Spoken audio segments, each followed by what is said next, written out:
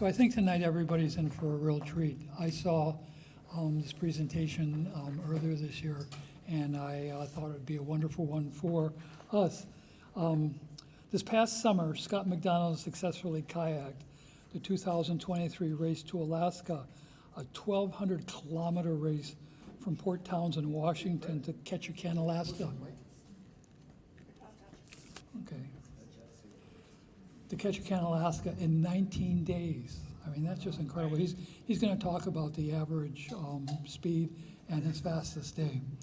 The race was also used as a platform to fundraise for the KidSport Victoria, raising over $11,000 towards sports enrollment grants for families in need. Scott will talk about the process from idea to preparation and the race.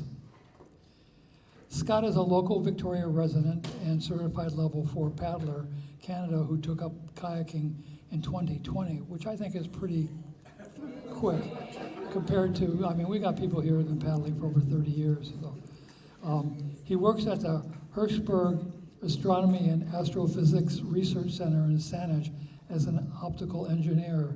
So let's welcome Scott.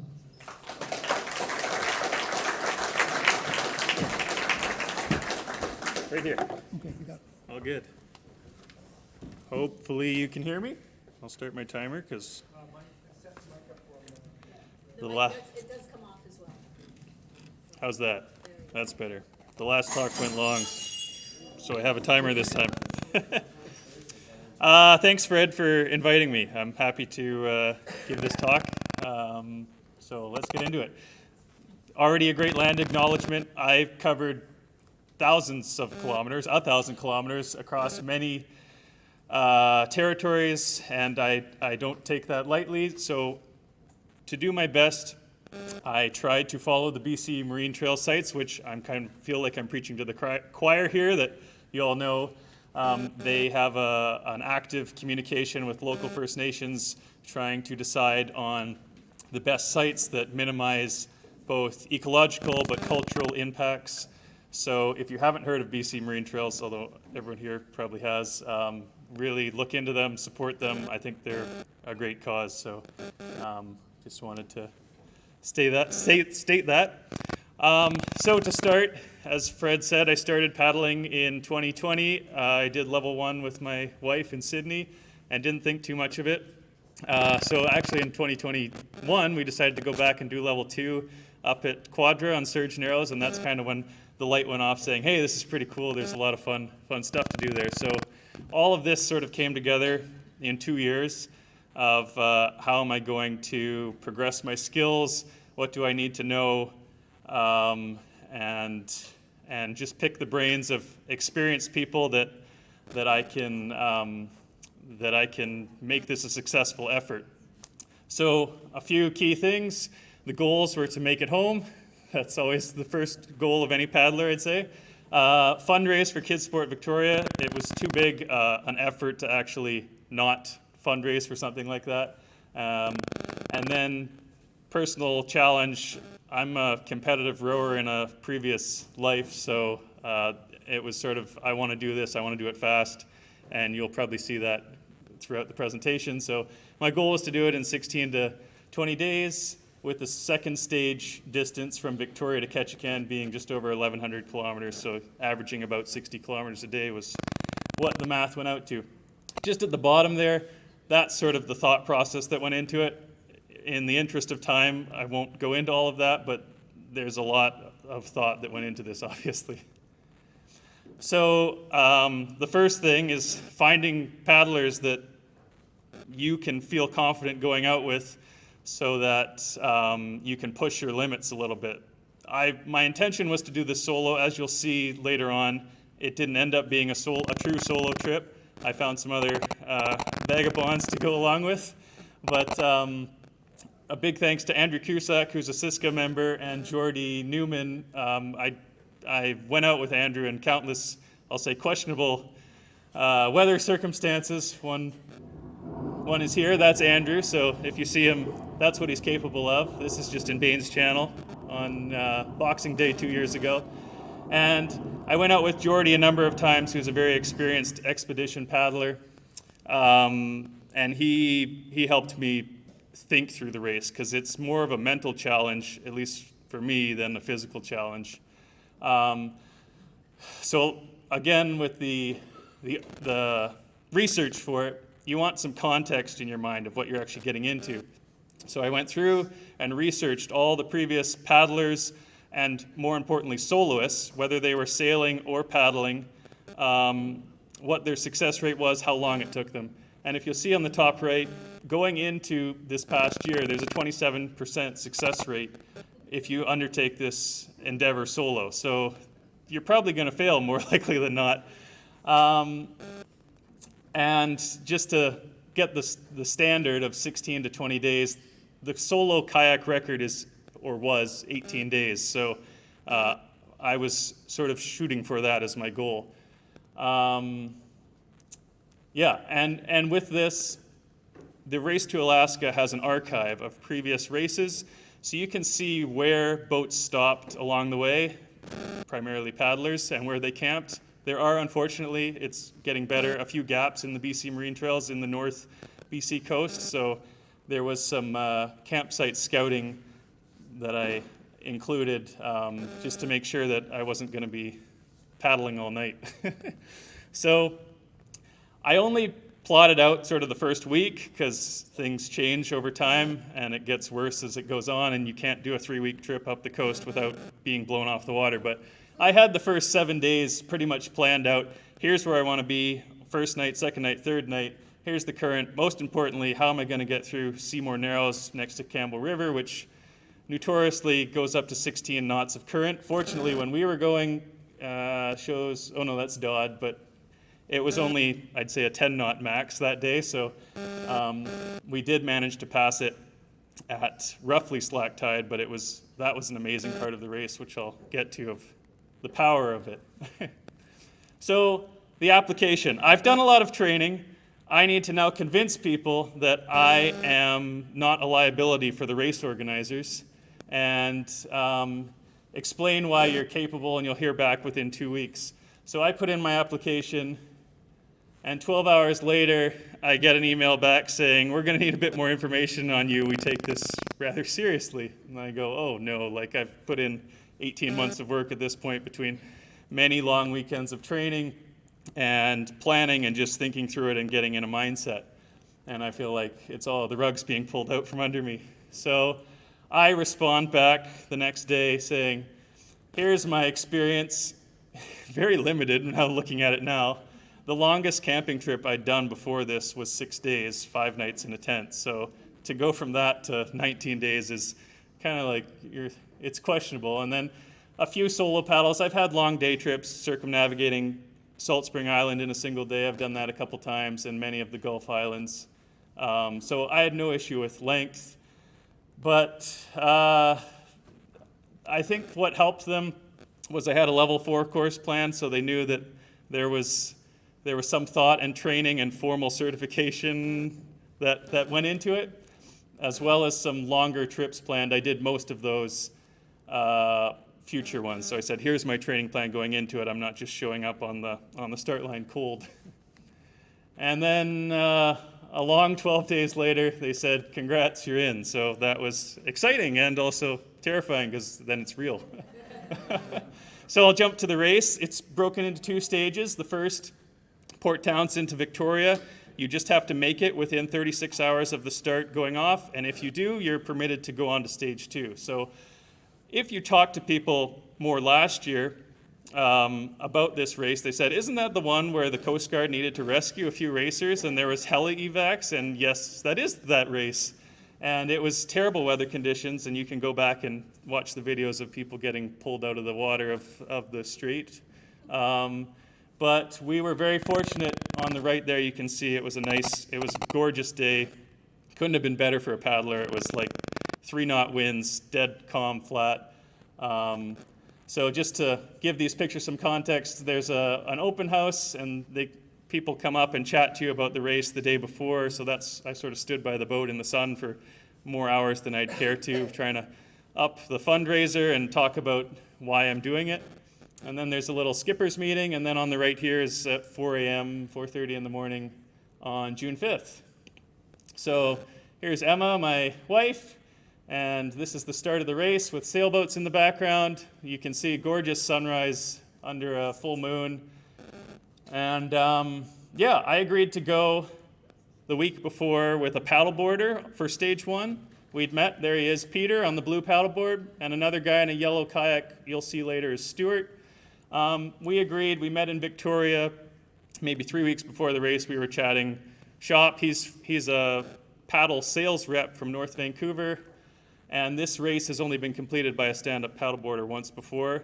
So it was quite an undertaking for him, but we agreed that we would do stage 1 together and just sort of, it's not a race in stage 1, you're just trying to get there. So we'll move on. So this is stage 1. That's the route I took. It was a great outward flowing tide, so that's why we got pushed. And I really like that sawtooth pattern sort of on the right there. We stopped at the top of every hour for a bite to eat for about 2 to 3 minutes. So that's the tide pushing us out to the left as we took our snack breaks. And there's Peter going across with the Olympics in the background, and you can see Victoria on the left side with my GoPro setup. That's where I take a lot of my footage. So some of you might have paddled to the US. You come in, you stand on a dock for an hour or more waiting for them to pick up the phone, waiting on hold. But pretty uneventful, 65-kilometer day, maybe took 8 hours. We made very good time because of the outflowing tide. So yeah, uneventful. And what they don't tell you is the Empress has valet service for kayaks. So I got to take my boat home. I got to sleep in my own bed for 2 nights. I felt very fortunate that compared to 2022, 2023 was completely a breeze or lack of breeze. So here's how I decided to pack my kayak. And I had done a few practice trips, but this was actually the first time between stage 1 and stage 2 that I fully packed my kayak, because all my trips were sort of 2 to 3 days. So this is the boat, thanks to Blue Dog Kayaking, who loaned it to me for a few weeks, and they were great supporters, but all of that on the left fits in the NDK Explorer on the right. So I didn't actually test that until between stage 1 and stage 2, that everything fit in the garage, and then the next day I took off. So that worked well. So here's the start of stage 2. Everyone runs down to their boats from across from the Empress. It's kind of a fun scene, so if this inspires you, I would at least recommend going downtown next year. I think it's the 14th or something that they take off to see the race off, because it's a really fun, high-energy environment. So some nice rough water. Peter and I had such a good crossing on the first day that we agreed we would continue to go forward together, at least to start, and see how things shaped up. So there's a couple pictures that a fellow who I met during my training paddle, he was inspired by the race and came down and took photos and sent them to me after the fact. So that was kind of cool from Ogden Point. It was a nice choppy day. And we kept going and got all the way up to Sanson Narrows. So that was about a 60-kilometer day. Nice all the way around the peninsula and up to Salt Spring. And yeah, pretty uneventful, but a good first day, other than, I've never had problems in Swartz Bay with the ferries, and the one day I'm guiding someone sort of new, we were like dodging ferries, and it was kind of awkward. Day 2, we got up to, this was our night 2 campsite, Moorcroft Park. It's just north of Nanaimo, so we had a nice stop halfway up, but it was nice and calm. So the first 3 days, dead calm. Like, you can't ask for anything better as a paddler. We got all the way to Kitty Coleman Park, which is just south of Campbell River, in 3 days, and that was ahead of my plan because I wasn't expecting weather as good as this. And what I learned was, in neutral conditions, Peter, the paddleboarder, goes about 90% the speed that I go. So I don't really have an issue, because it's a lot more convenient going with someone else, having that redundancy, having someone to talk to, helping carry your gear up and down at the end of the day and the start of the day. So we were getting into a good rhythm together, and everything was clicking. So that was all good. This is something Jordy taught me. He was very experienced. He said, you need to be taking alternating Advil and Tylenol on a 4-hour basis all day to manage your pain, and I felt that was a little overkill. But I did start every day with a Tylenol and an Advil. And once week 2 started, I was really glad I was doing that because I was getting pretty sore. The first half hour was brutal every morning paddling, and then it would sort of numb away and you just keep going. So yeah, we saw some whales here at Kitty Coleman. I didn't get a picture of them, but lots of whales to come. So day 4 was the first headwind we saw. This is coming up into Campbell River. It's probably, I'd say, 5 or 8 kilometers. And we knew, or I knew, and Peter warned me that he would slow down significantly as soon as a headwind hits him because he's just got so much surface area into the wind.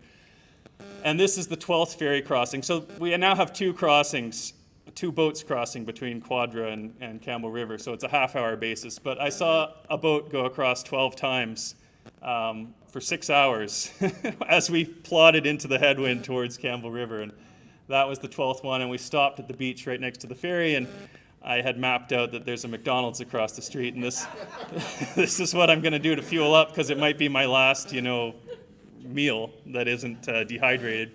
So I called it bunker fuel for for the kayak. And that's where we actually met. I'll go back a slide. That's where we met Stuart, who was in the yellow kayak that I mentioned sooner. Because it's Seymour Narrows, you can only go through at certain times. And with the wind, we pretty much had to go through at slack tide. So he spotted us. He said, oh yeah, you're pretty easy to spot with the guy on the paddleboard. And he decided to join up with us. It was really awesome for the rest of the race. So good camaraderie there.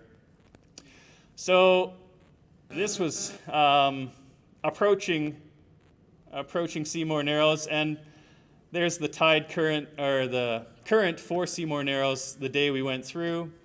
And what they don't tell you, you have to do a fair bit of research, is the current sort of adjacent to North Campbell River is still 70% of what is going on in Seymour Narrows. So there's still a lot of moving water and a lot of power that you need to navigate through. And as soon as we got to Seymour Narrows, I remember coming around the corner and just seeing this landscape and going like, wow, this is real now. Like, we're leaving civilization. Campbell River is kind of the last stop. I wasn't entirely sure what cell signal we'd have. It turned out to be a little better than I'd thought. But going through here, it was almost slack, maybe 1 knot of helping current, but against maybe a 15-knot wind, and it was moving. So this is one of my favorite memories of the race, was just rounding the corner and being like, wow, this is awesome. And we decided to go about 10 minutes past Seymour Narrows, hang a left, and went into Browns Cove Marina because the tide was changing against us and the wind was against us, and we weren't going to get much farther very efficiently. And I actually had 2 meals from the pub there, so in one day, so I was keen on that. And there's Stuart's surf ski. So we had a kayak, a surf ski, and a stand-up paddleboard, a little bit of 3 musketeers. And someone in the Browns Cove Marina was tracking the race and cheered us in from their house on the point. And what they didn't do is invite us up to dinner, because that's kind of what you're supposed to do with needy kayakers, racers, but that's okay. Oh, I don't, right. That just shows the wind and my noviceness still. My tent flipped when I came back from dinner. The other 2 had theirs pegged down more readily. So that was a lesson learned on the race. Glad it didn't end up in the water. This was some of the roughest water. You can see Stuart in the yellow kayak, maybe, in the video up ahead.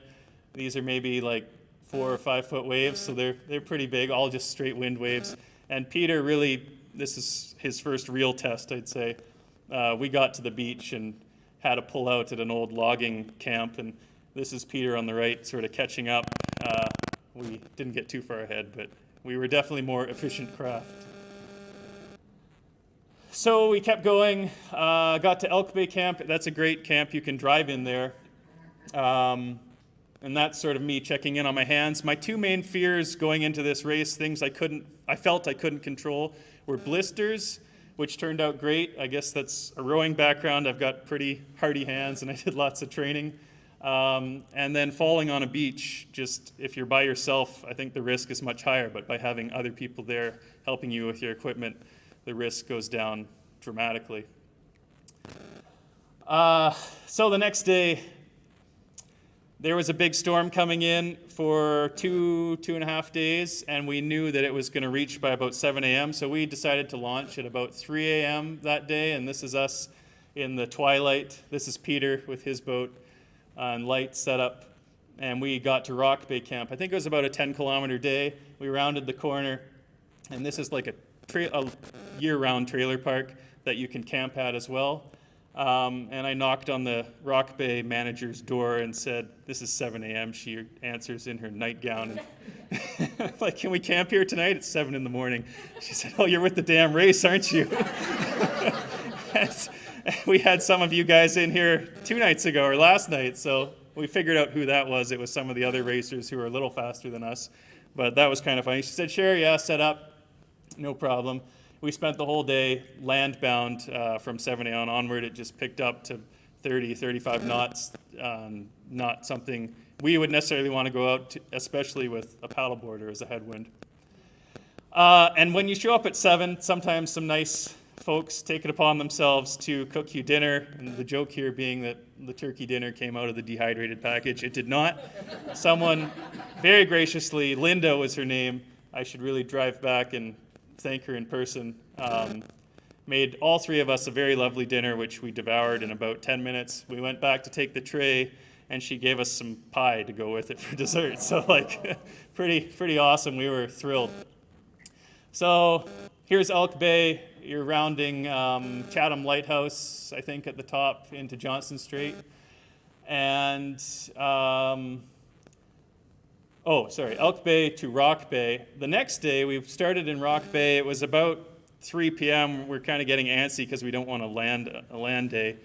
And we said, well, we think we can go for it. The Chatham Lighthouse has a report. It had one report that sort of went down. We're like, okay, let's go for it. And we round the corner, and it's just brutal. Terrible headwind, still 30 knots in your face. So we go from Rock Bay there at the top to Little Bear Rec Site. It was 3 kilometers. That was our shortest day, but we did not have any 0-kilometer days. So that's encouraging, but it was another setup and takedown of a tent. So something to think about.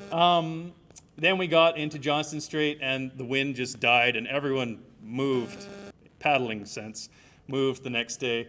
We had a great outflow current, light winds. This is when there was the forest fire in Sayward. So there's some smoke up in the upper sky you see. And we averaged like 10 kilometers, maybe 4.5 knots that day. And that was a 100-kilometer day after a 3-kilometer day. So drastically different. This was part of the day. I really like that picture. That's looking back where we came from with a big tugboat. And the only bears we saw on the whole trip were on West Carcroft Island, sort of close to Telegraph Cove across the strait. Got all the way to the Broughton group, Owl Island, from pretty much transited the whole Johnson Strait in one day. So that was an awesome day. And I really like this image on the right of the cruise ship because you see the boat coming, and it's always this question, is that a small boat that's close, or is that a big boat that's far? And until it like becomes offset from looking straight at the bow, you don't know, and you want to stay out of their way for sure. Owl Island, I mean, it starts to get more remote camping now, no facilities or anything. I'm sure you're all seasoned experts of that, but just drying out the gear every night. This is on the north side across from Port Hardy, sort of Queen Charlotte Strait. Another calm day, like all these open bodies of water. We're getting pretty lucky with weather in terms of a paddling sense. So we were happy. Here's the first image I have of Stuart, who is a doctor who actually works in Bella Bella half the year and half the year in Australia. He's an Australian citizen. But that would come into play later because we go through Bella Bella, which is where he's the community doctor. I was quite happy with my partners because one could repair my paddle and the other could repair me, so it couldn't be much better. So we got to Shelter Inlet, which is just south of Cape Caution, and we passed this multi-million-dollar sailboat, and they were on their deck, and another faux pas that they didn't invite us for dinner or anything. So here's how I put on weight or tried to minimize the weight loss.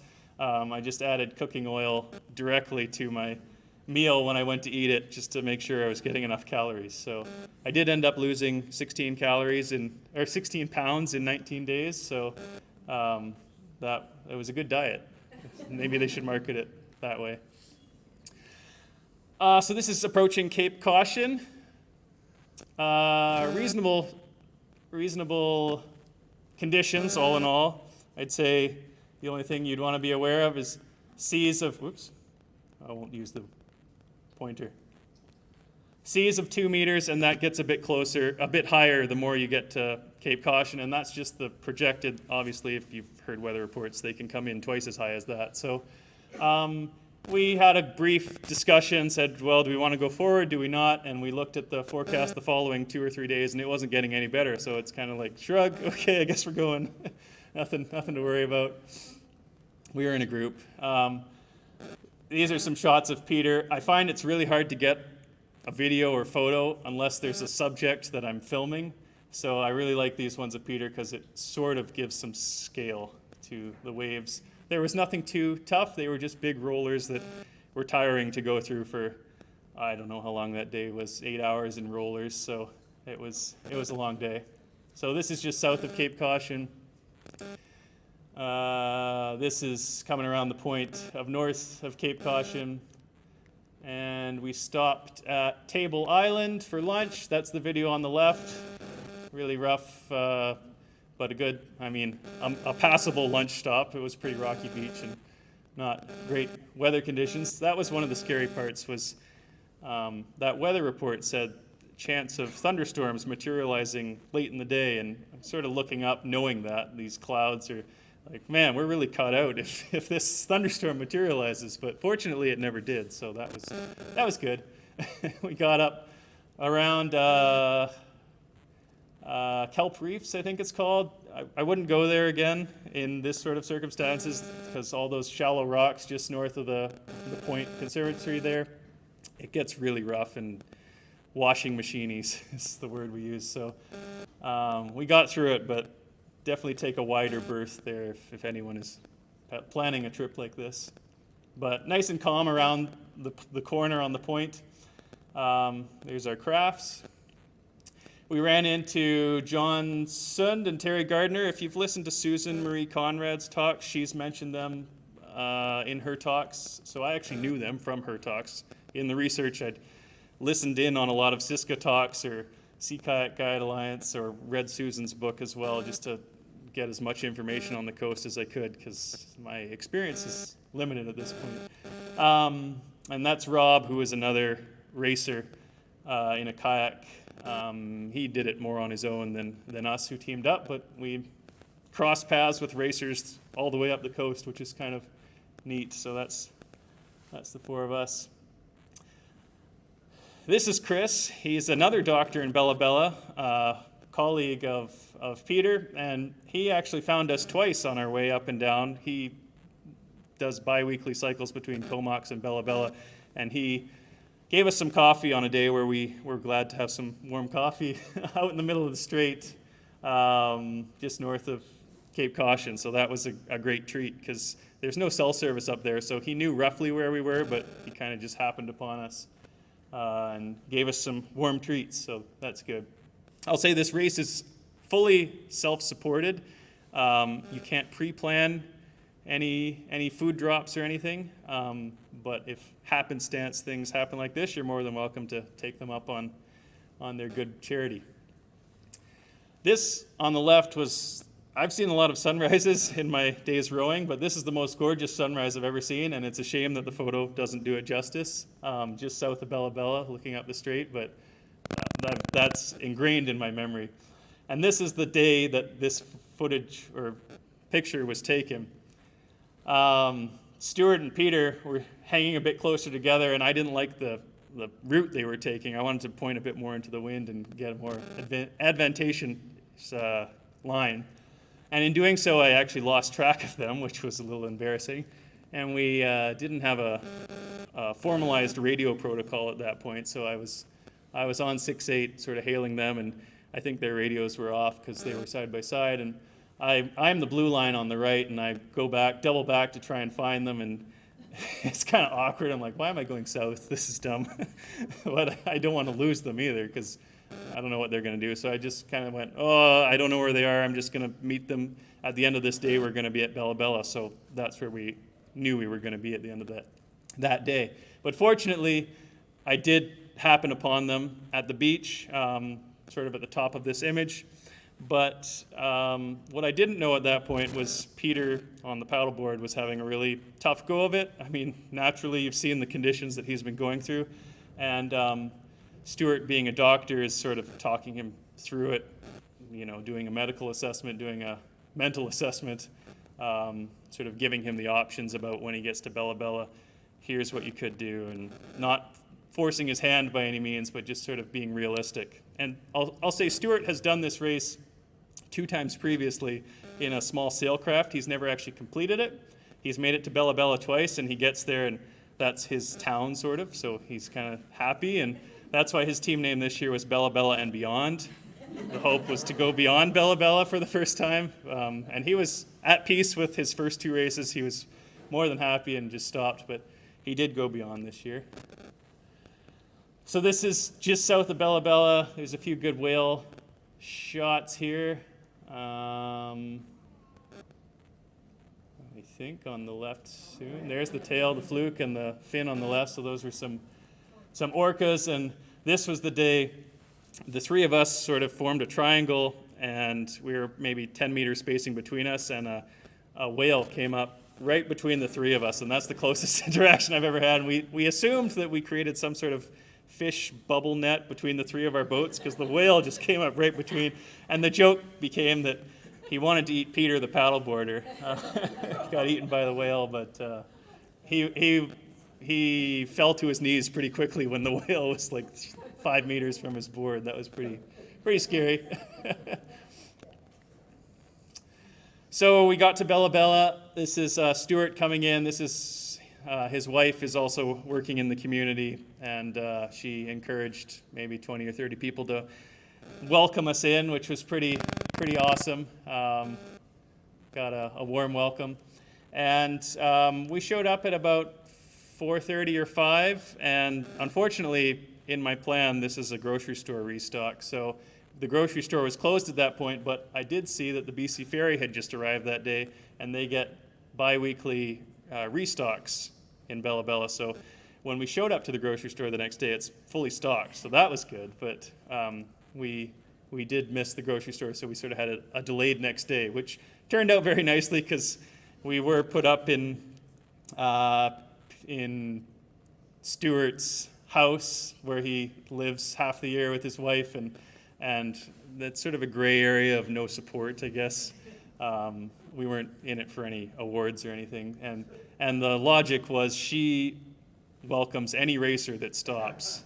So we're just some racers that stopped, and they were there to help. And she does. Any racer that's coming through, often sailboats just fly by, but the paddlers often stop because it's one of the final restock points on the coast. So we had a slow next morning. You saw the breakfast. There's the fully stocked grocery store. That's something, a sight for sore eyes when you're eating dehydrated food. We got a nice tour of the town. Everyone knows Stuart and his wife, Charmaine, and we got a nice tour of the big house, which is awesome. It's completed maybe 3 or 4 years ago, and if you're ever in Bella Bella, very welcoming community. We were just sad we didn't get to overlap with a period where there was actually something happening in there, because I've since seen videos of celebrations going on in there, or welcome to the community, and it's pretty awesome, the culture up there. So this is us launching from Bella Bella, heading towards Clemtu. You'll see Peter is still at it. He had a good rest overnight in a soft bed, and he wants to keep pushing forward, so that was his choice. Since we started late in the day, there were some more winds than I would care to deal with, but everyone was more keen to just have a slow start. And we made it to Lady Douglas Camp, about halfway between Bella Bella and Klemtu, and found a Heltsuik cabin, which is usable. There's a sign on the inside that just says leave it in better condition than you showed up, which we did. So that was nice to have a roof over your head for 2 consecutive nights, one less time setting up a tent. This is us running into another racer, Toy Box Express. I'm most impressed with their race. I would really like to listen to a talk about them because they went through a lot. And that boat does not look like it should be going up the coast to me, but they made it, so good for them. This is where we went to the next day. We got to Klemtu. This was an 80-kilometer day through Klemtu. And this is where Peter made the tough decision to pull the plug on his race. This is the second farthest that a paddleboarder has ever made it in the race. One has completed it in 2017, Carl Kruger. So awesome effort. But this is the last out on the coast until you reach Prince Rupert. So there's 300 kilometers of wilderness, and you're sticking out your thumb for a passing fishing boat or calling the Coast Guard to get you out of there. So it was sad, and there were some tears shed by me and him because we'd been at it since the start. But it was the right call for him on that day. This is one of our unnamed camps, not on the BC Marine Trails, but there's really not a lot of camping options when you go up the inside channels, which is the route we took. And I remember taking this picture on the left with my tent there, and what you do is you're standing there, I use Navionics, you say the tide's gonna rise 1.2 meters, so I stand at water height, 1.2 meters is about waist height, point that straight out, okay, my tent's gonna stay dry for the night, and maybe a little room for buffer just in case, but it worked out for the race, so that was good. Yeah, you guys know how kelp works, but this shows the current. So there was a lot of discussion about currents in the inside channels, and using bull kelp as sort of a weather vane of the sea is useful when you're trying to determine currents. My name, for some reason Australians like to give nicknames, and Peter's name was Sup for obvious reasons, and my name was the Commander. And he gave me this name because every night I would show up and set up my tent and have dinner, and within like an hour of landing, I would say, here's the plan for the next day. We need to be here by here by there by there, to maximize currents as much as we could. And by and large, it works, but I was just very detail-oriented with the currents and tides to try and make it as easy as possible. There's people that ignore them and they don't make it. It makes it a lot harder. This is a great waterfall, and one of the few boats that passed us that day is the BC Ferries. Just going up Princess Margaret Channel, I think it's called, the South Inside Passage Channel. And we got to, I think it's called Trivet Point, and sort of make your own campsite, make your own game. So clearing the rocks out. Fortunately, it was a sandy base. Just for my two-man tent, I just need one sandy pad. And obviously, at this point, it's just Stuart and I. So this is leaving the next morning, and this is a racer who's completed it, and they had their own stories to tell. And they flagged us down, and we had a good chat for maybe 20 minutes. And yeah, they were really keen to see some more racers still making their way up. They'd finished in about 8 days, I think. So this is probably, I haven't kept track of the days at this point, but this is probably about day 14, so we're getting close. That's roughly where we met them, was Princess Royal Channel and up into Grenville Channel. And what they don't tell you about Princess Royal Channel is there's really nowhere to land apart from Butedale. So we were originally going to plan to have a Butedale lunch, and we were making good time that day, and decided to keep going, and there was nowhere else to land. So we had a 55, 60 kilometer, 11-hour day where I didn't stand up for the whole day. So that was probably one of the harder days. So always get out at Buttedale if you're going this route. Got to Porcher Island, which is just south of Prince Rupert, by Una River. Drying out gear again. And the next day we had the most fog I've ever seen. I counted 4 different foghorns when we launched, and you couldn't see more than maybe 10 meters. So we sort of followed the shore of Porcher Island, and then it started to clear up. We felt like we could see Stevens Island there on the left, and it all just socked in again. We could see it for about 45 minutes, and then it all just dropped on us. And I was getting nervous, but I knew I was in cell service, and there's Find My Vessel, I think it's called, or it's all the big ships reporting where they are. And I don't know where the shipping channel is. I haven't researched this. So I pull it up. I find the pilot boat, because it goes and meets the big boats, and then figure out where the big boats are so that we don't get hit by the big boats. Because there's only about 20 meters of visibility here, and we're out in the middle. And we can get bearings to the small islands in between. But this is probably where I was the most nervous, even more than the lightning day. But we figured out there's just one big boat. It's passing in front of us. We're good. We were on the radio listening. We weren't putting out Securidays. We probably should have been, but it worked out. So this is when the fog cleared, and I'll pan around and see what we came out of. That's where we were headed. And it's just a big pea soup. Yeah, not much. So, and I really like this photo on the right because you can't see the island, but you can see the tops of it. So it's kind of like, it felt like you're approaching Jurassic Park or something, coming out of the fog. And this was our first sight of Alaska, which was pretty awesome. Yeah, it all burnt off by that point. But we had the question in the back of our mind, like, is it just going to happen again tomorrow?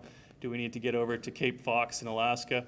Or are we going to be doing this 15, 20 kilometer crossing in more fog? But by that point, oh, sorry, on the left is a nice whale shot. By that point, it was a 70-kilometer day, and we didn't have the energy, so we didn't have to make that decision. We got to the Gnarled Island camp, which this was the worst campsite, unfortunately. I don't go there. Great view, terrible bugs. Like, yeah, I've been in buggy places, and this was worse than anything I've ever experienced, and I was having such a bad time that I didn't make any dinner, and I happened to find in my day hatch, somehow it had made it 16 days at that point, were some dried apricots. So I had half a pound of dried apricots for dinner and went to bed because the bugs were that bad. Really gorgeous. The fog did not materialize the next day. Gorgeous launch over towards Cape Fox with Stuart. More race fans found us. Probably about 4 times throughout the race, people dropped off little packages of food.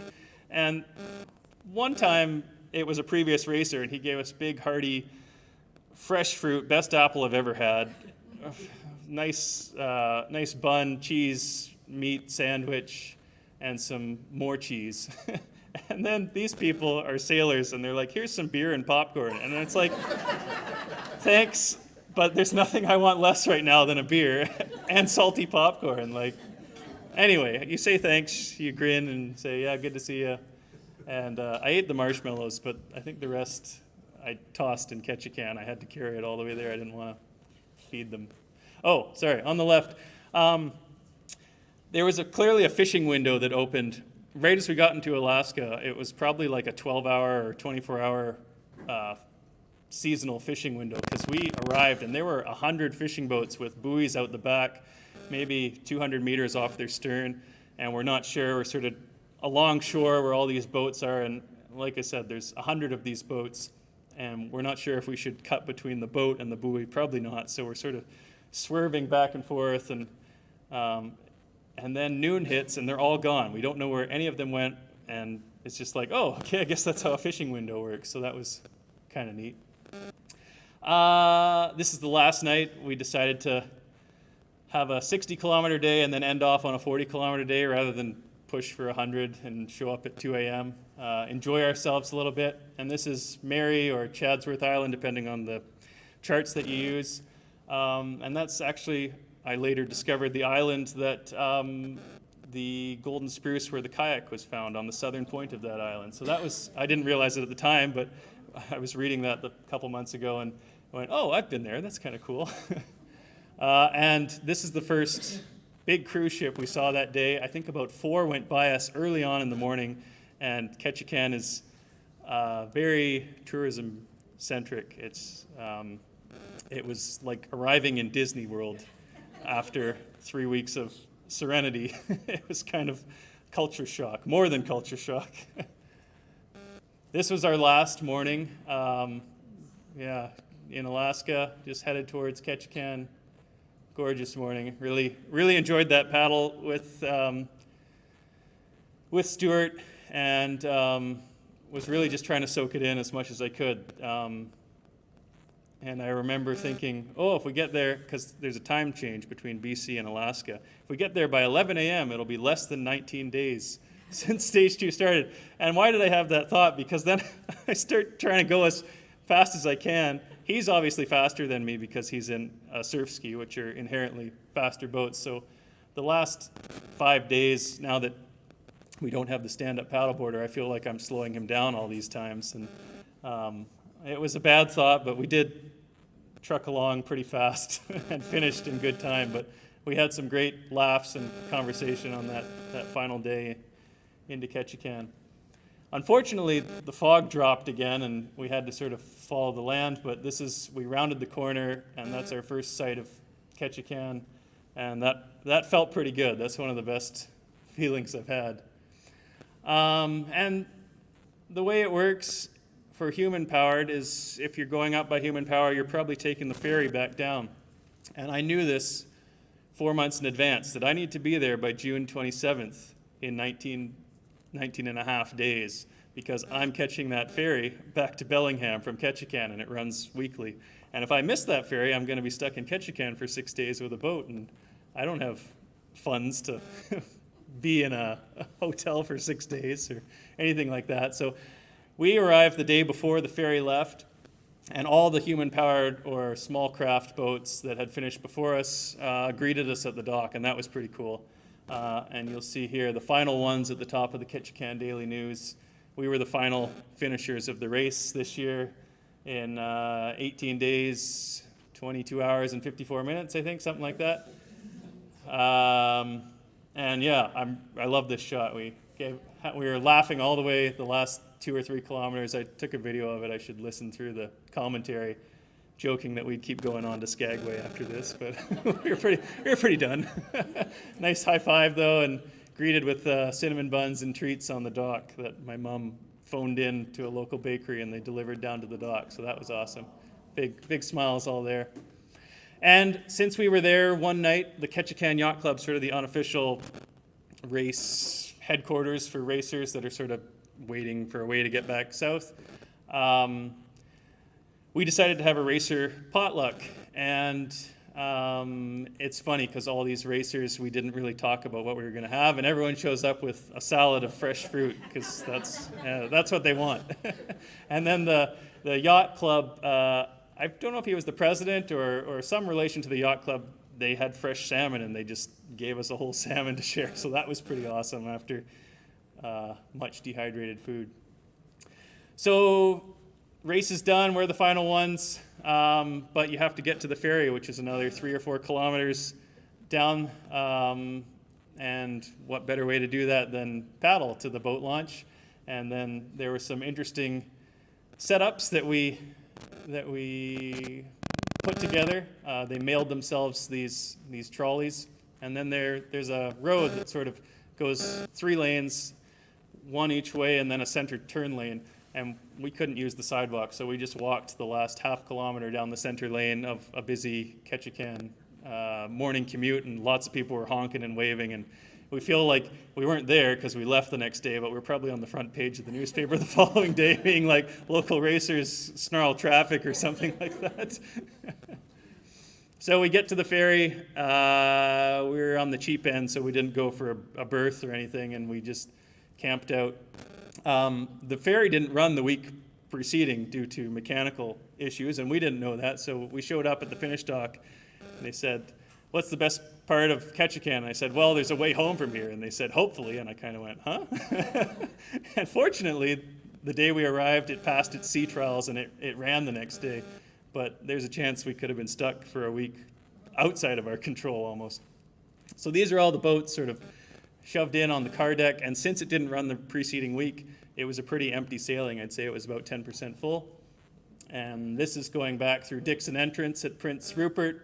Huge whitecaps, and I'm really happy to be on a giant ship going down and not being on my kayak back through there. And what was awesome was all the small boat, human-powered racers took the same ferry back, and it's about a 40-hour trip.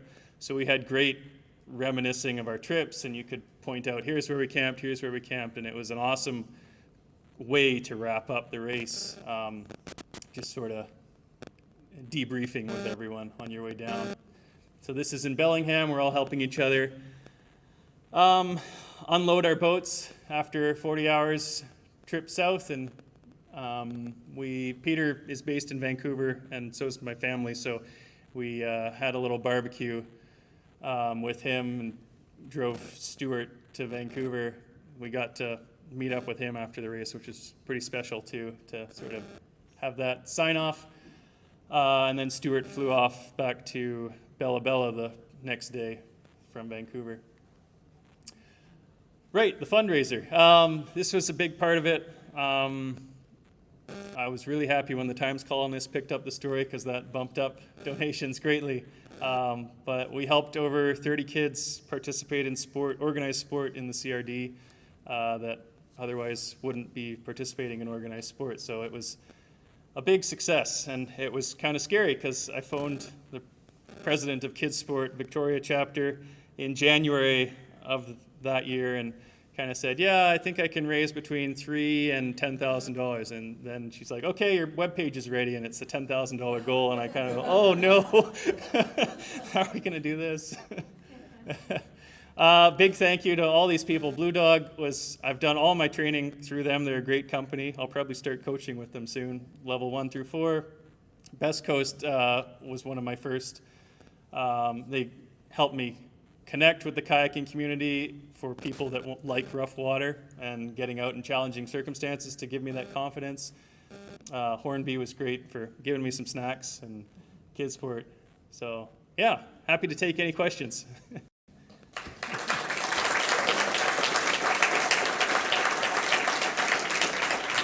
52 minutes, that's pretty good. It didn't ramble too much. Yeah. Do you have the average speed for the entire I'll say my goal was 60 kilometers a day. It was probably 10 to 12 hours in the boat a day. So I think that equates to maybe 3 to 3.5 knots. We didn't plow it along in terrible conditions too many times. Maybe 3 or 4 of the days were pretty bad for that. But all in all, 6 of the 9 soloists finished this year, compared to a 27% completion rate up to this point. So I think the weather was pretty advantageous this year for small craft. Yeah. Those big friendly swells would have had to make it to shore, and so do you. Yep.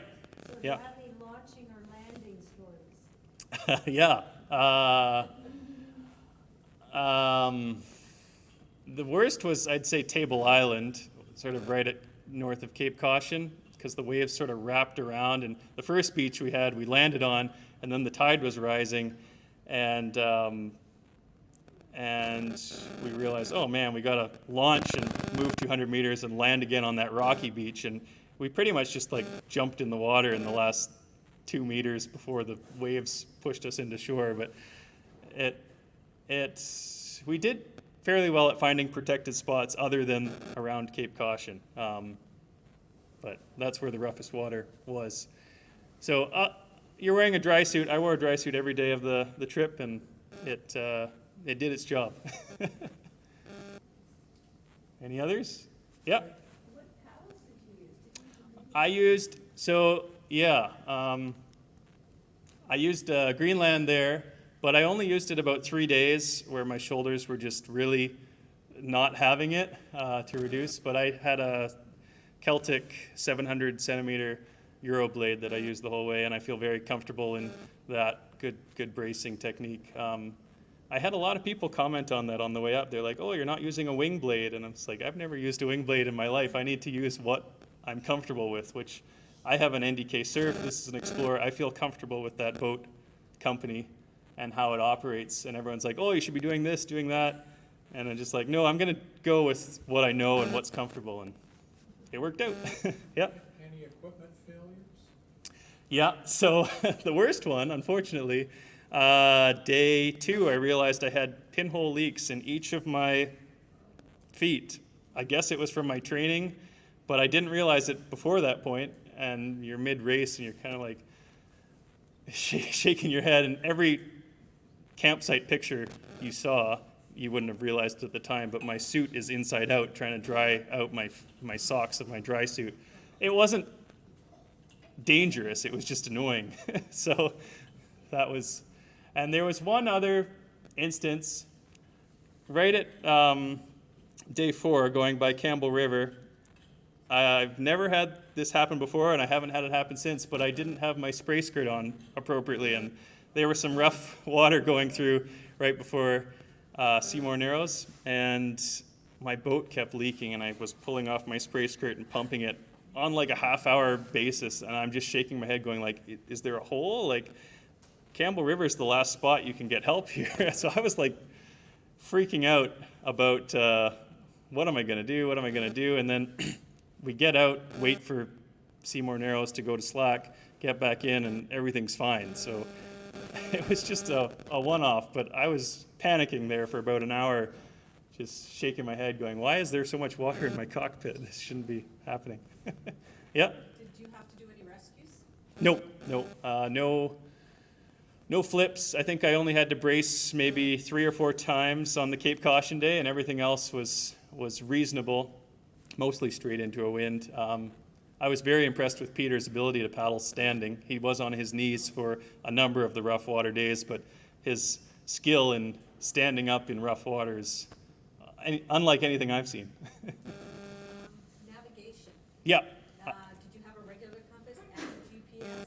Yes, I had a compass, a strap-on compass, and a GPS, but I didn't use the GPS too much. I mean, it sounds kind of funny, but you go up Vancouver Island, you're just kind of hand-railing. There's Vancouver Island on my left side. I kind of know where I'm at. And there's actually better cell service than I expected all the way from Victoria to Cape Caution. I'd say like 80% of the time or 90% of the time you're in like a bar of cell service, so you can get your weather reports without having to use the radio or use Navionics offline. That was my main method. And then Gaia, you can get bearings as well for your foggy days, which we only had to use a couple times. Yeah. What did you do for recharging? So I did carry a solar panel. I think I didn't need a solar panel. I had 3 different battery banks, and there are enough. You saw all the civilizations that I lived in up the coast, so you can take a plug into the pub and charge your banks, and I did that 3 or 4 times, and it was fine. I used the solar panel on the day where we were stranded with wind, and for like a couple hours here and there. What I didn't think of is we're launching at 5 a.m., we're landing at 6 p.m. or 7 p.m. There's only a couple hours of sunlight. That doesn't leave much time to charge. What I should have done is buy a smaller solar panel and put it on my deck in the dry bag in the chart case, which I didn't have because I didn't take any charts actually. But that's what I would recommend. A smaller solar panel charger, not something that unfolds into too big. Yep. What was the best source of energy food that you had? Well,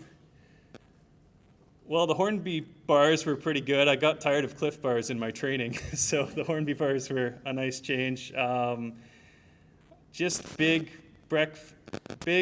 dinners was most of what I had. Every breakfast I had, I didn't talk too much about food here, but overnight oats every night. Emergency preparedness just across the way of Uptown sells dehydrated strawberries and freeze-dried beef, so you can add that in without worrying about it. So those were kind of my breakfasts, and just as big dinners, we had a good dehydrator set up and everything worked out. But lots of oil, like you saw, and add-ons to make calories happen. Yeah. Did all three of you wear dry suits, and did you find it kind of hot and comfortable? There were a couple days I felt it. So I was the only one that wore a full dry suit. The sup wore a splash jacket, like he's open, exposed to the water, so he's in a wetsuit with sort of a splash jacket on top. And Peter wore neoprene pants and had a splash jacket on top. So I was the only fully sealed, apart from my socks, to the elements. And I did get too hot a couple days because it got pretty calm, but my boat was full to the brim with stuff. And I thought about, where can I store this dry suit if I'm not wearing it? And I didn't like any of the options, so I just wore it every day and kind of toughed it out. Yep. Are the race organizers tracking you during the race? Yes, yeah. So that's part of what your entry fee is everyone's tracking you. You have these little transponders that update your location on 10-minute intervals. And it was actually nice to go with other people, because when you're kayaking near steep cliffs, you often lose signal. And if you have a second person, there's twice as likely. And they know that we were sticking together. So when our transponders dropped out every now and again, we had a better chance of them knowing where we were. But they're pretty hands-off. Apart from when Peter decided to pull the plug, we phoned in from Clemtu, tried to phone in. There wasn't well enough signal, so I texted the race organizer and said, Peter's deciding to stop, but he's fine, don't worry. We've got a plan to get him out. There was the doctor in the boat that dropped us treats, was coming to Clemtu the following day to do a site community visit, and was going to go back to Bella Bella. So he picked up Peter the following day, took him back to Bella Bella. He was on a flight the next day back to Vancouver. So, I mean, from Clemtu to Vancouver in 36 hours is pretty good. Yeah. Were you responsible entirely for your fundraising, and was it done by pledges, and mostly corporate or mostly private? It was all me a couple times. I mean, I shouldn't say all me. We tried to reach out to many companies, and I have no resume. So apart from Best Coast Outfitters and Blue Dog Kayaking, and Hornby, I didn't get much positive response. Everything else was private donors.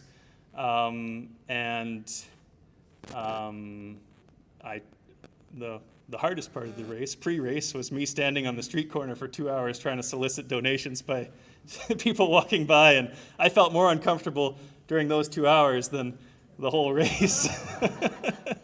But my wife Emma was a big player in helping prepare food and organize sponsors and organize that aspect of the race, and was the one that really encouraged me to turn it into a fundraiser. So it worked out, and I think there was enough of a platform there, because I started the race, I think we were at about $5,000 or $6,000, and then the Times columnist article came out and it jumped up to 10 or so and made it to 11 by the end. So I'm very thrilled with how that turned out. And my initial plan was to actually do these talks sort of in August or September to sort of top up to the goal, but then I reached the goal, so I took my time with that. But there might be another event in the future, so it's good to get my name out there, and I might come knocking. Yeah. If you do it again, is there anything that you would change up? Yeah.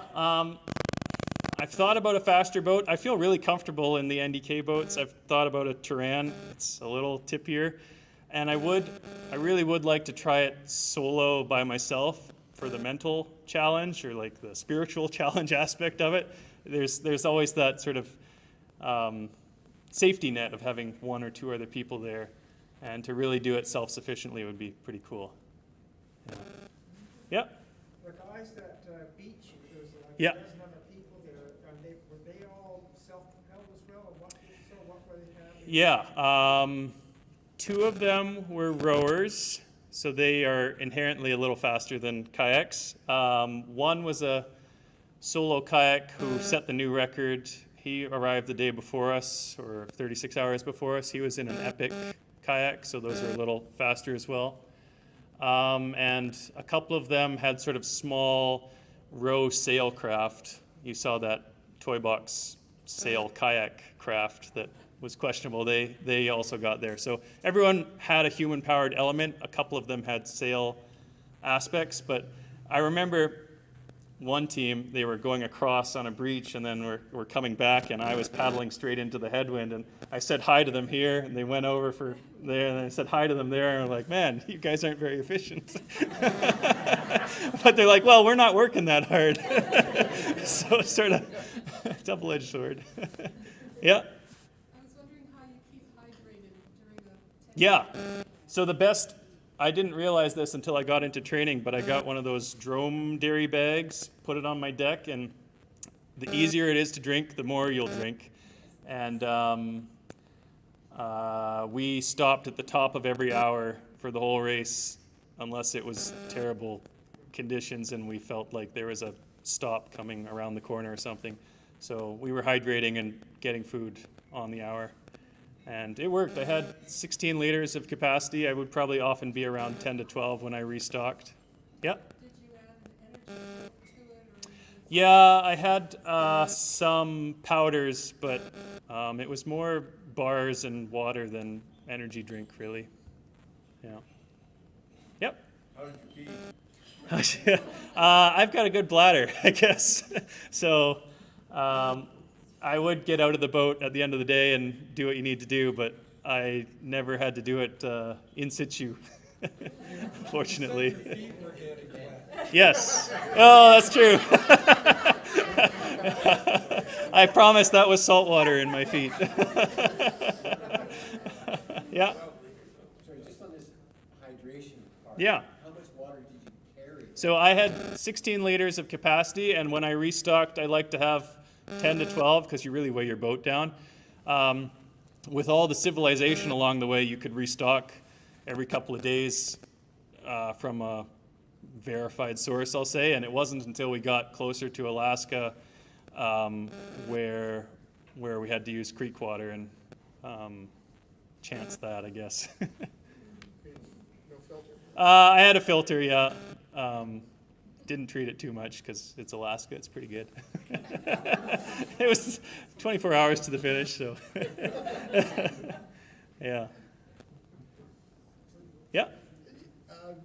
Hands, did you wear gloves for your? Yeah, so this is one of the things I would like to tell people, I guess. My hands performed awesome. It was one of the big fears I had going in. I did not wear gloves because my theory, others can debate this, is if you wear gloves and they get wet, your hands are wet the whole day, and then they're more prone to tearing. So what I wore is pogies for the sun protection, and I had the ability to take my hands out and be dry and have my paddle, hold my paddle and be dry, but have that sun protection, which is what I was mostly going for. And everything worked out. I was barehanded to the shaft of the paddle the whole way, and there were some hot spots, but no blisters. So, yeah. So I'm anti-glove unless you're doing a day trip and swimming and stuff. All good? Yeah. I'll just say one more thing. These are my plans. I've got some future plans. I'm going to go around Quadra Island in one day in May. There's another race, 70-48 race I'd like to do at the end of May. And then I'm trying to figure out some other things. I might do it R2AK in a few years. I've had people reach out to me and say, hey, we should do it together, but I kind of just want to go alone and try it out. And then the Vancouver Island one is a very high pedestal, and the standard for fastest possible has been set very high. So I don't know if that's possible, but it could be cool to attempt it.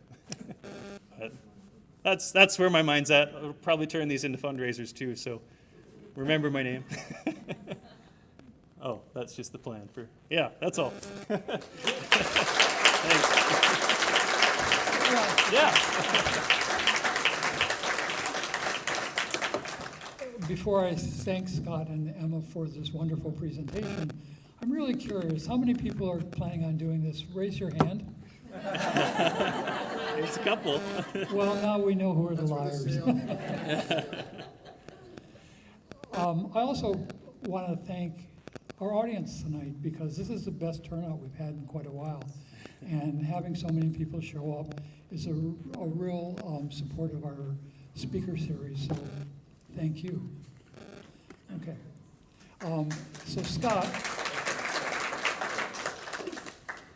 we'd like to present you with the much sought after, seldom seen Siska mug. Thank you very much. Hydration. Thanks. Thanks for having me. Before we go, our February presentation is going to be done by Eve and Patty. And they're going to talk about their trip last summer to the Central Coast. So, Jane, do you have anything you want to talk about? Anything to add? Okay. Drive safe and paddle safe. See you on the water.